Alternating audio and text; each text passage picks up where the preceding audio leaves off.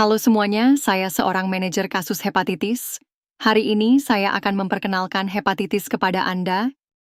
Kerusakan hati diawali dengan hepatitis, yang menyebabkan kerusakan jaringan hati, menyebabkan sirosis, dan akhirnya menjadi kanker hati. Hepatitis terbagi menjadi hepatitis virus, hepatitis metabolik, hepatitis alkoholik, hepatitis akibat obat, hepatitis autoimun. Hepatitis virus meliputi A, B, C, D, dan E. Virus dapat menyebabkan peradangan pada sel-sel hati. Hepatitis A dan E terutama ditularkan melalui jalur fekal oral, yaitu saat Anda mengonsumsi makanan atau air yang terkontaminasi.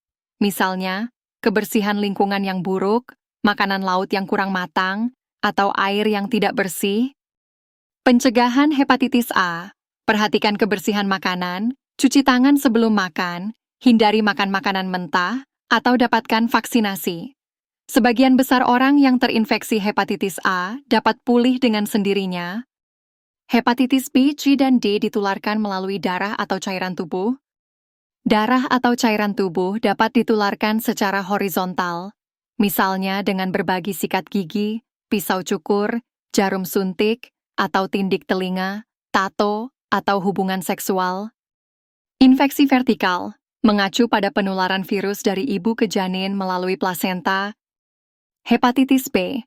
Bayi baru lahir divaksinasi dengan vaksin hepatitis B dalam waktu 24 jam setelah lahir, pada usia 1 bulan dan 6 bulan.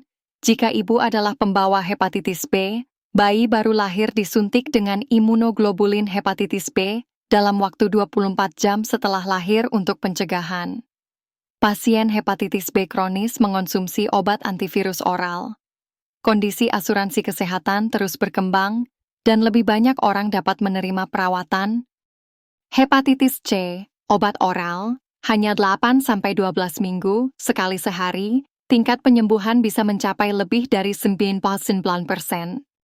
Untuk mencegah hepatitis B dan C, hindari berbagi barang yang mungkin terkontaminasi darah atau cairan tubuh dengan orang lain, dan praktikkan seks yang aman. Hepatitis metabolik mengacu pada perlemakan hati. Peradangan yang disebabkan oleh penumpukan lemak di hati, terutama karena obesitas dan metabolisme trigliserida yang tidak normal. Penumpukan lemak yang berlebihan memengaruhi fungsi sel hati dan menyebabkan kanker hati. Perlemakan hati dapat diperbaiki dengan olahraga, diet, dan penurunan berat badan.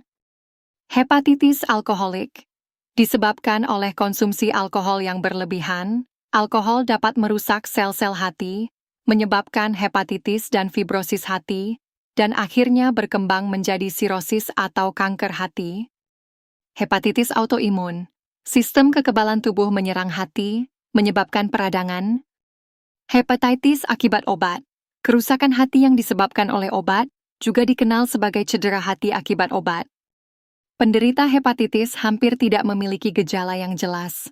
Gejala utamanya adalah mual, kehilangan nafsu makan, kelelahan, kelemahan umum, muntah.